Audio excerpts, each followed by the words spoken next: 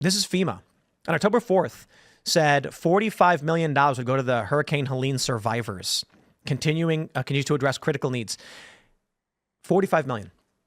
Now, I'm hearing all these excuses from Democrats where they're like, well, that's what was allocated. It's just 157 was allocated to Lebanon. And I'm like, yeah, we're mad about it. Don't you? What don't you get? Well, it's Republicans in Congress and it's the Democrats in Congress, too. Democrats have the Senate. They can propose bills and send them to the House. House could do the same thing.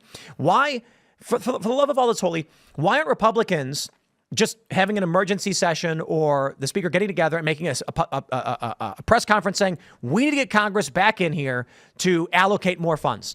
Republicans can put it on Democrats, or Democrats could do the same thing and put it on Republicans. I think I said this the other day, but the very first day that the hurricane hit, the president and Kamala Harris, because they're one and the same, and the president is not with us, and the Speaker of the House and the majority leader of the Senate should have been calling for all of Congress to come back to make sure that there was funding. Mm-hmm.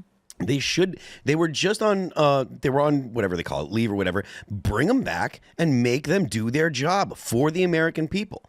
Yeah. Well, their solution seems to be, because Mike Johnson said we need to give more money to FEMA. Is that going to really help? Do we really want bean counters going in there and trying to help people? Or do we give it to the states? To be honest with you, it's better than doing nothing. Sure, but I think you give this money to the states and let them figure it out because they know how to fix their system. But isn't North Carolina doing a crap job of it, if I understand correctly?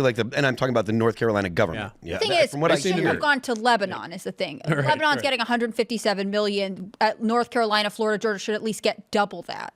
At least. I mean, at least have people who's going in there.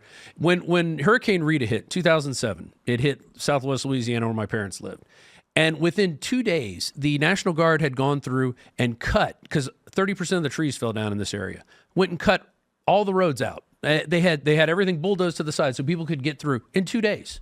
In 2 days, and they're saying they can't do that, and we're 2 weeks into this. Again, I mentioned this just the other night. Look, during the Berlin airlift, they had an airplane landing in Berlin every 30 seconds in the 40s. In the 40s. So don't tell me that we can't take care of the people that are suffering in North Carolina. Okay, hold on, Phil. We can take care of the people that are suffering. Just not North Carolina. We got the story. International. We've got this story from the post-millennial Biden-Harris admin brags about keeping Ukraine's power on as Americans face outages.